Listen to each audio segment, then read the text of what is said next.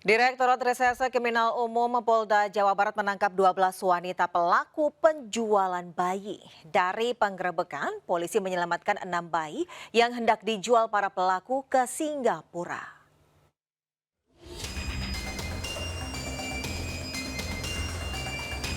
Total ada 12 orang wanita muda diamankan di Reskrim Polda Jawa Barat karena terlibat tindak pidana perdagangan orang atau TPPO. Tersangka SH atau SLH beserta rekan-rekannya selanjutnya digelandang untuk pemeriksaan. Saat penggerebekan, polisi juga menyelamatkan 6 balita, di mana 5 balita dari Pontianak, Kalimantan Barat dan 1 balita dari wilayah Tangerang. Rencananya ke-6 balita hendak dijual ke Singapura. Kasus bermula saat polisi mendapatkan laporan terkait penculikan anak. Setelah dilakukan pengembangan, barulah polisi mengungkap kasus ini, di mana masing-masing tersangka memiliki peran berbeda. Jadi dari para tersangka ini kita berhasil mengamankan bayi 5 orang di Pontianak yang rencananya akan dikirimkan ke Singapura dan sudah dilengkapi dengan dokumen lengkap. Kemudian 1 orang bayi juga kita amankan dari Tangerang beberapa hari lalu, dan saat ini kita masih pengembangan. Saat ini polisi terus melakukan pengembangan terkait penjualan bayi, di mana Polda Jabar sudah berkoordinasi dengan Interpol untuk melacak jaringan penjualan bayi di Singapura.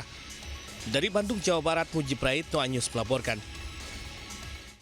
Unjuk rasa di kantor Wali Kota Bau-Bau oleh ribuan warga dan komunitas pemilik sound system yang mendesak pencabutan larangan joget berlangsung ricuh. Massa yang mencoba masuk dan melempari petugas dengan batu hingga kaca kantor pecah.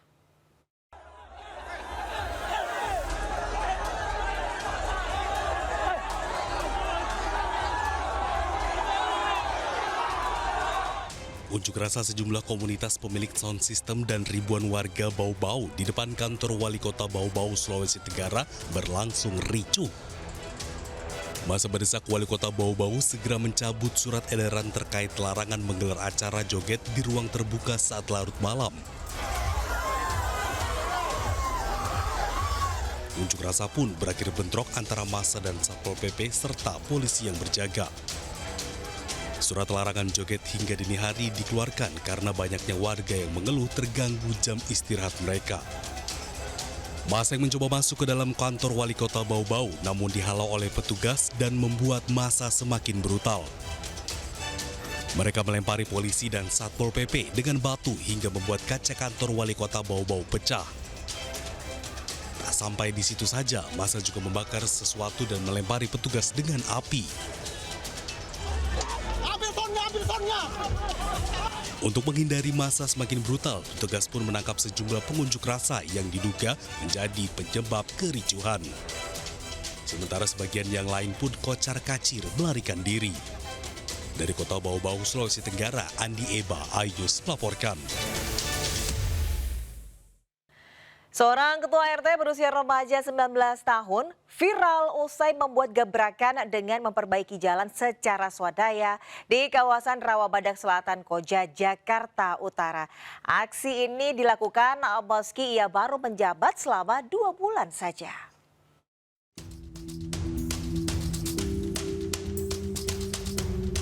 Meski baru menjabat sebagai ketua RT selama 2 bulan, Sahdan Arya Maulana, 19 tahun, segera membuat gebrakan dengan mendatangkan truk molen untuk perbaikan dan pengecoran jalan di kawasan Rawabadak, Koja, Jakarta Utara. Jalan sepanjang 100 meter ini memang kerap kebanjiran, sehingga sering rusak dan harus diperbaiki. Aksi ini dilakukan karena ini akses jalan utama warga. Selain memperbaiki jalan, ketua RT dari Gen Z ini juga memasang kamera CCTV dan melakukan kerja bakti dengan anggaran swadaya masyarakat. Ada yang sebagian dari swadaya dan dari kita. Nah, dari kita itu BOP kita itu semua kita alihkan ke pembangunan semua. Jadi kita selama 2 bulan ini tidak pernah ngambil biaya BOP 1% pun. Sama sekali tidak ada dari pemerintah. Siapa sangka aksi Pak RT Sahdan viral hingga mendapatkan apresiasi dari Wali Kota Jakarta Utara. Ia bersama 2 pengurus RT lainnya diajak minum kopi bersama di kantor Wali Kota. Saat pertemuan ini, ketua dan pengurus RT dari generasi Z di Koja, Jakarta Utara berharap gebrakan ini bisa mematahkan stigma negatif pada generasi Z. Dari Jakarta, Sofyan Firdaus, iNews melaporkan. Ribuan pencari kerja di Cianjur, Jawa Barat rela antre berdesakan untuk mendapatkan pekerjaan di depan salah satu toko. Diketahui toko tersebut merekrut sebanyak 50 karyawan untuk ditempatkan di posisi kasir, konten kreator, bagian gudang, dan pramuniaga.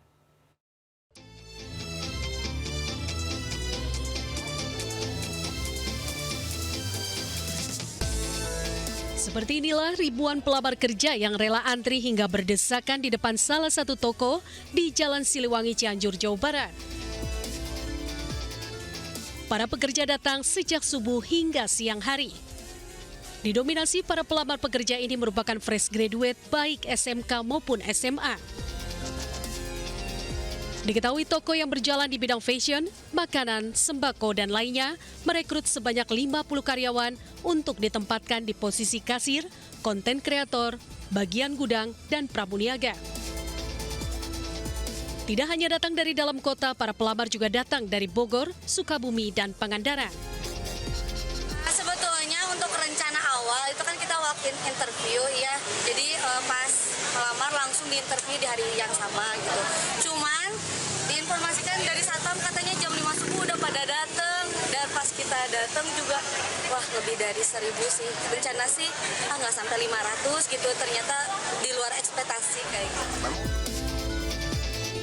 Pihak toko akan terus berupaya dan menyeleksi para pelamar dalam kurun waktu 1 minggu ke depan. Dari Cianjur, Jawa Barat, Muhammad Andi Iksan, iNews melaporkan. Ugal-ugalan saat melaju di jalan sepi, sebuah mobil pickup tanpa muatan terguling usai menyerempet motor dan menabrak pembatas jalan di Bawen, Kabupaten Semarang, Jawa Tengah. Kuat dugaan sang sopir dalam kondisi mengantuk sehingga tak mampu mengontrol kemudi kendaraannya.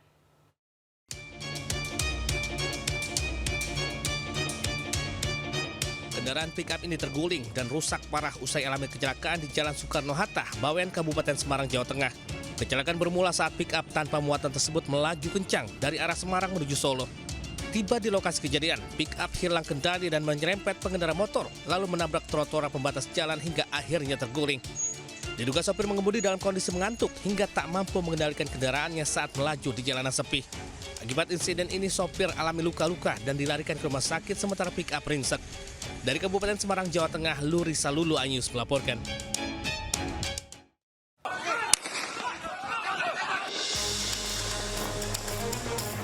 Seorang pengendara motor di Kabupaten Bengkulu Tengah menyerang polisi yang menggelar operasi Patu Jaya di depan Mako-Polres Bengkulu Tengah Senin siang. Polisi yang melihat kejadian tersebut melepaskan tembakan peringatan ke udara. Polisi kemudian mengejar pelaku yang berusaha melarikan diri dari polisi.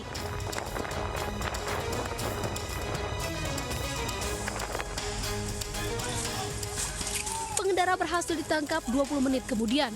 Dari tangan pelaku, polisi sita sebilah pisau. Saat ini, pelaku masih diperiksa dan tidak menutup kemungkinan pelaku terlibat tindak pidana sebelumnya. Saat ini, kasusnya ditangani oleh Satreskrim Polres Bengkulu Tengah. Dari Bengkulu Tengah, Endro Duwirawan melaporkan.